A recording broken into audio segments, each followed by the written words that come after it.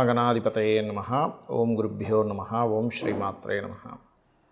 అరుణాం కరుణాతరంగితాక్షీం ధృతపాశాంకుశపుష్పబాణచాపాం అనిమాదిభిరావృతాం మయూకైః అహమిత్యేవ విభావయే భవానీం. శ్రీమాత్రే నమః.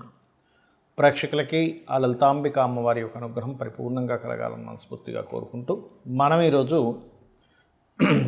చేస్తున్నటువంటి ఈ కుజ మార్పు వల్ల ఎటువంటి ఫలితాలు ద్వాదశ లగ్నాల వారికి లేదా ద్వాదశ రాసుల వారికి జరుగుతాయనే విషయం మనం తెలుసుకుందాం. అందులో కొంత మంచి ఉంటుంది, కొంత జాగ్రత్త ఉంటుంది. ఈ కుజుడు కరెక్ట్గా ఈ యొక్క జూలై 28వ తేదీ నుంచి 45 నుంచి 50 రోజుల పాటు కన్యా రాశిలో ఉంటాడు. కాబట్టి ఈ రాశిలో కుజుడు యొక్క సంచారం అది అతనికి శత్రు రాశి. ఇలా శత్రురాశిలో ఉన్నప్పుడు ద్వాదశ లగ్నాల వారికి అద్భుతమైన యోగము ఉంటుంది, జాగ్రత్త ఉంటుంది. అయితే ఈ విషయాలు చెప్తుంది నేనైనప్పటికీ కూడా చెప్పిస్తుంది సాక్షాత్ లలిత అమ్మవారిగా భావిస్తూ ఒక్కొక్క లగ్నం గురించి మనం తెలుసుకుందాం. మీన లగ్నము, మీనరాశి. మీనం వారికి కనుక చూసుకుంటే సప్తమంలో కుజుడు ఇన్ని రోజులు 6లో ఉన్నాడు.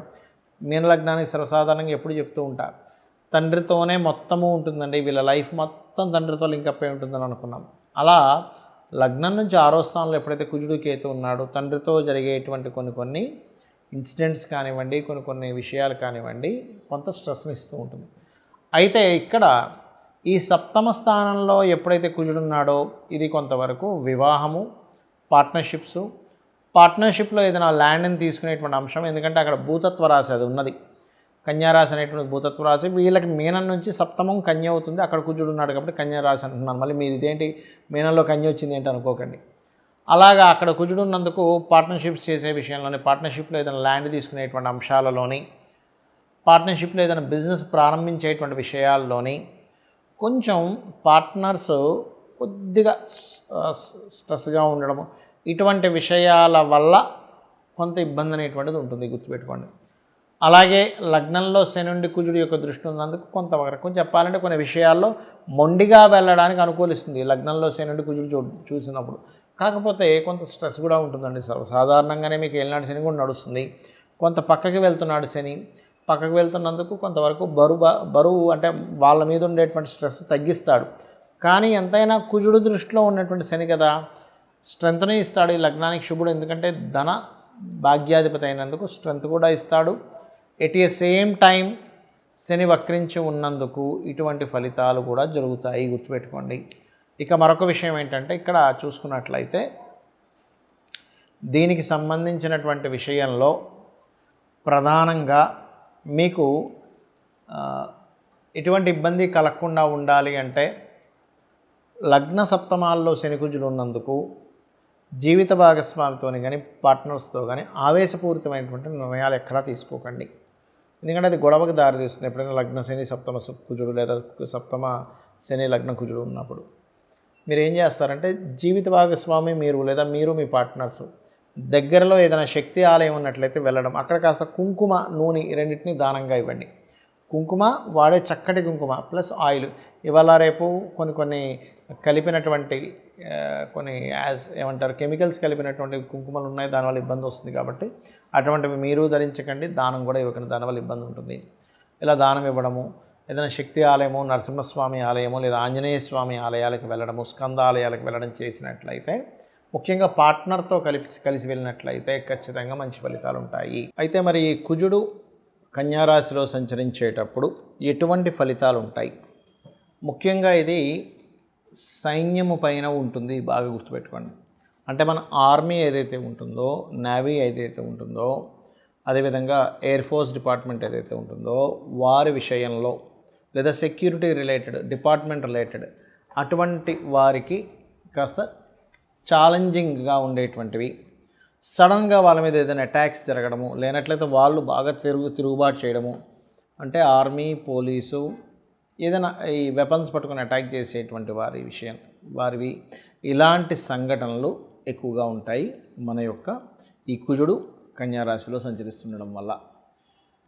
అలాగే భూములకు సంబంధించిన విషయంలో ల్యాండ్స్ చూసుకున్నట్లయితే భూముల యొక్క ధరలు పెరగడం ప్రారంభమవుతాయి కుజుడు కన్యారాశిలో ఉన్నప్పుడు. అయితే ఇక్కడ భూ సంబంధించిన విషయంలో కొన్ని వివాదాలు కూడా ఏర్పడతాయి. అందులో ముఖ్యంగా రాజకీయ నాయకుల యొక్క ఇన్వాల్వ్మెంట్ వల్ల కావచ్చు, లేనట్లయితే గతంలో ఏదైనా గవర్నమెంట్ ఇది అలాట్ చేసేసింది మళ్ళీ తీసుకుంటున్నారు ఏంటనేటువంటిది గవర్నమెంట్కి ప్రజలకి భూ సంబంధించినటువంటి విషయంలో. ఎందుకంటే ఇక్కడ కన్యా రాశి కానివ్వండి, వృషభ రాశి కానివ్వండి, మకర రాశి కానివ్వండి భూతత్వ రాశులు అంటారు. అందులో ఆ భూతత్వ రాశుల్లో ముఖ్యంగా రవికి కన్యారాశి మంచిదే, అందులో ఎటువంటి సందేహం లేదు. కాకపోతే ఎప్పుడైతే కుజుడితో కలుస్తాడో రవి, ఎందుకంటే మనకి ఇక్కడ ఎండింగ్లో కలుస్తాడండి, స్టార్టింగ్లో ఏం కలవడు. ఎందుకంటే మనకి జూలై 28వ తేదీ ఈయన కన్యారాశిలోకి వస్తే ఆయన వచ్చేసరికి ఆగస్ట్ ఆల్మోస్ట్ సెప్టెంబర్ ఆ టైంలో వస్తాడు. సెప్టెంబర్ 17, 16, 17 ఆ టైంలో రావడం జరుగుతుంది. కాబట్టి ఏంటంటే ఈ సమయంలో సెప్టెంబర్ ఆఖరి సమయంలో మాత్రం కాస్త ఈ గవర్నమెంట్ ఈ భూములకు సంబంధించిన విషయంలో కొన్ని ఘర్షణ యోగాలు ఇవ్వనున్నాడు అక్కడ. మరి ఈ కుజుడికి కొంతమంది కుజ సంబంధించిన విషయంలో కొన్ని రాంగ్ కాన్సెప్ట్స్ ఉన్నాయి. ఏమిటవి అంటే లగ్నం నుంచి, అది కూడా మీ లగ్నానికి శుభుడైతే ఎటువంటి కుజదోషం లేదు, పాపి అయి పాపగ్రహాలతో కలిసి ఉంటే మాత్రమే కుజదోషం. చాలామంది తెలియక దీన్ని లగ్నం నుంచి, రవి నుంచి, అదేవిధంగా చంద్రుడి నుంచి, శుక్రుడి నుంచి కూడా చూసేసుకుంటుంటారు. అలా చూడకూడదు కుజదోషాన్ని. కేవలం లగ్నం నుంచే చూసుకోవాలి. అది కూడా పాడైతేనే ఒక్కోసారి క్యాన్సిలేషన్స్ ఉంటాయి. అంటే కుజుడు శుక్రుడితో ఉన్నా, కుజుడు గురువుతో ఉన్నా, లేకపోతే కుజుడు ఉచ్చస్థితిలో ఉన్నా, కుజుడు ఉన్నటువంటి నక్షత్రాలు అనుకూలమైనటువంటి నక్షత్రాలైనా, లేనట్లయితే కుజ దశ రాకపోయినా సరే దానికి ఇబ్బంది ఉండదు. అలాగే మరొక విషయం ఏంటంటే కుజుడు కొన్ని లగ్నాలకు మాత్రమే పాపి, కొన్ని లగ్నానికి శుభ్రవుతాడు. ఏ లగ్నాలకు శుభ్రవుతాడంటే మేషము, కర్కాటకము, సింహము, వృశ్చికము, ధనస్సు, మీన లగ్నాలకు శుభుడు. మిగతా 6 లగ్నాలు ఏవైతే ఉంటాయి, వృషభ, మిథున, కన్య, తుల, మకర, కుంభ లగ్నాలు పాపవుతాడు శని, కుజుడు. కాబట్టి ఈ పర్టికులర్ లగ్నాలకు మాత్రమే మీరు చూసుకోండి ఏ లగ్నాలకు శుభుడవుతాడో, ఏ లగ్నానికి పాపవుతాడు. ఇందులో మరలా ప్రధానంగా కుజుడు ఎక్కడున్నా దోషం అనుకుంటారు, అలా కాదు. లగ్నంలో ఉన్నాడు, మంచివాడైతే మంచి స్ట్రాంగ్ బాడీ ఇస్తాడు, చెడ్డవాడైతే రక్తహీనత. 2వ స్థానంలో ఉన్నాడు కుజుడు. మంచివాడు అనుకోండి, మీ లగ్నానికి శుభుడు బాగున్నాడు అనుకోండి, భూమి మూలంగా ధనయోగాన్ని ఇస్తాడు. బాగోపోతే భూమి మూలంగానే ధనహీనత, కుటుంబ సభ్యుల్లో గొడవలు ఇస్తూ ఉంటాడు. 3వ స్థానంలో ఉన్నాడు, పరాక్రమ యోగం. బాగోపోతే మీరు ఏం మాట్లాడినా గొడవలు అవుతూ ఉంటాయి. 4వ స్థానంలో బాగుంటే భూములు అద్భుతంగా సంపాదిస్తారు, కానీ బాగోపోతే భూములు పోగొట్టుకోవడం జరుగుతూ ఉంటుంది, భూములు ఎవరో కబ్జా చేయడం జరుగుతుంటుంది. అంటే ఇక్కడ ఏంటి, కుజుడు బాగున్నాడా బాగోలేడా, పాపి శుభుడు ఒక ఎత్తు అయితే బాగున్నాడా బాగోలేడా అనేటువంటి దాన్ని చూసుకోవాలి. పంచమంలో ఉంటే సంతానం వల్లే వీళ్ళకి భూములు రావడం, సంతానం చాలా స్ట్రాంగ్గా ఉండడం జరుగుతుంది. అదే పంచమం పాడైతే అబార్షన్స్, మిస్క్యారేజ్ జరుగుతూ ఉంటాయి. 6లో ఉంటే శత్రువుపై జయం ఉంటుంది. అదే 6లో ఉండి పాడైతే మాత్రం శత్రువులు ఎక్కువ అవుతూ ఉంటారు. 7వ స్థానంలో ఉంటే మాత్రమే వివాహ సంబంధించిన విషయం మీద, జీవిత భాగస్వామి యొక్క ప్రవర్తన మీద కోపంగా ఉండడం, ఇట్లాంటివి జరుగుతూ ఉంటాయి. బాగుంటే మరలా వాళ్ళు వచ్చినప్పటి నుంచి వీళ్ళ భూములు కూడా పెరుగుతాయి.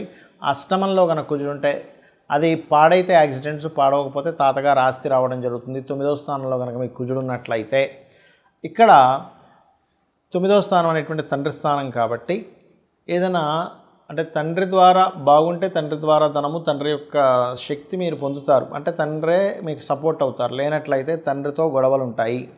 అదేవిధంగా లక్ష్మీ నరసింహస్వామి ఆరాధన ఇలాంటివి చేయడం వల్ల కూడా బాగుంటుంది 9లో కుజుడు ఉన్నప్పుడు. 10వ స్థానంలో కుజుంటే లీడర్ అవుతారు బాగుంటే కనుక. బాగోపోతే కనుక అదే కంపెనీలో, అదే జాబ్లో వాళ్ళకి ఇబ్బందులు వస్తూ ఉంటాయి. 11లో ఉంటే రియల్ ఎస్టేట్, భూములు, మిషనరీస్ వల్ల లాభాలు ఉంటాయి. బాగోపోతే వాటికి రావాల్సిన లాభాలు ఆగిపోతూ ఉంటాయి. ఇప్పుడు 12వ స్థానంలో కుజుడు ఉంటాయి, వివాహ జీవితం తర్వాత గొడవలు ఉంటూ ఉంటాయి. అలాగే ఇన్వెస్ట్మెంట్ చేసేటప్పుడు కాస్త చూసుకొని చేయాలి. బాగుంటే భూమి మీద ఇన్వెస్ట్మెంట్ చేయడం వల్ల కోట్లకు కలిసి వస్తుంది, బాగోపోతే ఆ ఇన్వెస్ట్మెంట్ స్ట్రక్ అవుతాయి. కాబట్టి ఇక్కడ ఏంటి మీరు చూసుకోవాల్సింది, అసలు మీ లగ్నానికి కుజుడు శుభుడా కాదా, పాయింట్ నెంబర్ 1. శుభుడైతే బాగున్నాడా లేదా, పాయింట్ నెంబర్ 2. పాప అయితే ఎలా ఉన్నాడు, ఇవి చూసుకుంటూ కుజదోషం పోవాలి మీకు అంటే కనుక ఆంజనేయ స్వామి ఆరాధన, సుబ్రహ్మణ్యేశ్వర స్వామి ఆరాధన, కుజగ్రహానికి జపం చేయడము, గోవు క్యారెట్స్ కానీ బీట్రూట్స్ కానీ తినిపించడము, కుజగ్రహంతో పాటు శని రాహు గ్రహాల దగ్గర కూడా దీపారాధన చేసినట్లయితే అన్ని విధాలా మీకు బాగుంటుంది.